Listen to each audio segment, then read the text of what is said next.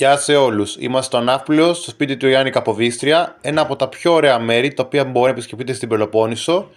Το Ναύπλιο είναι ένα πάρα πολύ ωραίο μέρος, το οποίο επισκέπτονται πάρα πολλά σχολεία, αλλά φυσικά και πάρα πολλοί άνθρωποι, ξένοι. Για την ώρα αυτή, παρακολουθήστε τη θέα του Ναυπλίου. Μαγεία.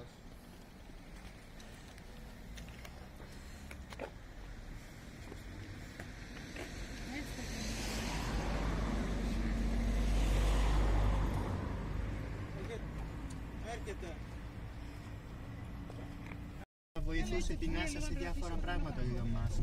Έχει φτιάξει ειδικούς πυράβλους.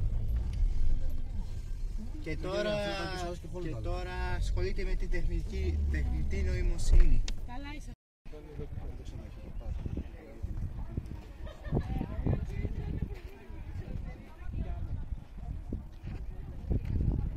Και άλλη κατηφόρα.